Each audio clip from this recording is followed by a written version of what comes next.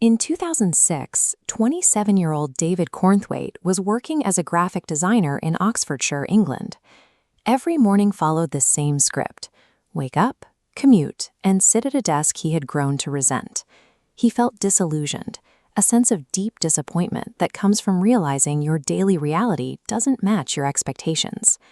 The only part of his life that felt authentic was the few minutes he spent on a skateboard traveling to and from the office. The shift happened when he looked at the back of a guidebook. There was a map of Australia, with Perth on the west and Brisbane on the east. Between them was nothing but 3,000 miles of road. He decided then that he would leave his job and attempt to cross the entire Australian continent on his skateboard. He called it an epic journey, a term describing an adventure of massive scale and difficulty. To succeed, he would have to cover 5,800 kilometers on a piece of wood and 4 wheels. David had only been skating for 2 years. He wasn't a professional athlete. He was a designer taking a calculated, extreme risk to trade his office chair for the open road. To test his endurance, David spent a month skating the entire length of the British mainland. It was a trial run to see if his body would break before he even reached the southern hemisphere. He began at the northernmost point of Scotland, starting his push at John O'Groats. 30 days and 1,442 kilometers later, he reached Land's End at the southern tip of Cornwall. The British roads were not kind.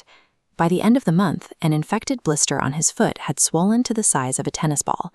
If a 4-week trip through England caused that much damage, the Australian crossing promised a much higher level of physical attrition. David started his official crossing in Perth, Western Australia.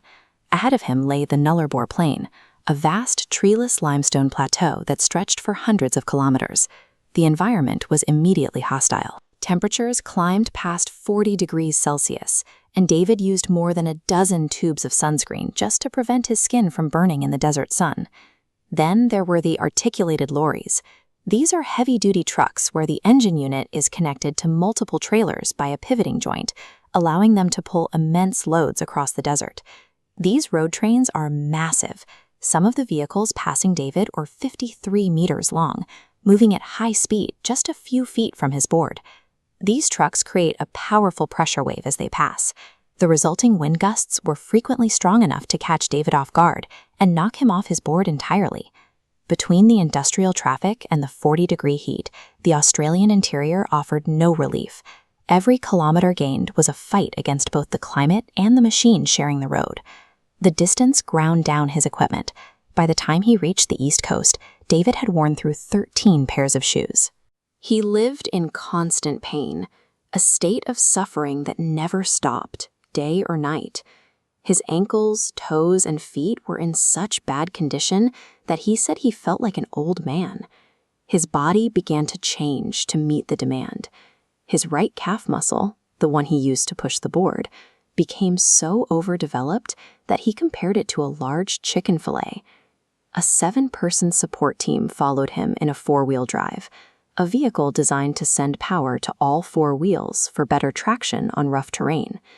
This truck carried their camping gear and water, allowing them to survive the isolation of the Nullarbor.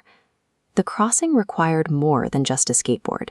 It took a high tolerance for physical breakdown and a mechanical support system to keep David moving through the void. After months on the road, David was only 3 kilometers away from his final destination in Brisbane. While moving at 40 kilometers per hour, he hit a hole in the pavement. The crash was violent, leaving him with deep cuts and bruises across his shoulders, hips, and elbows.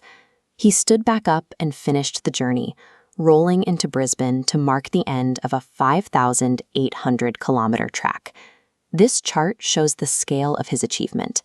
The previous record for a long-distance skateboard journey was 4,800 kilometers.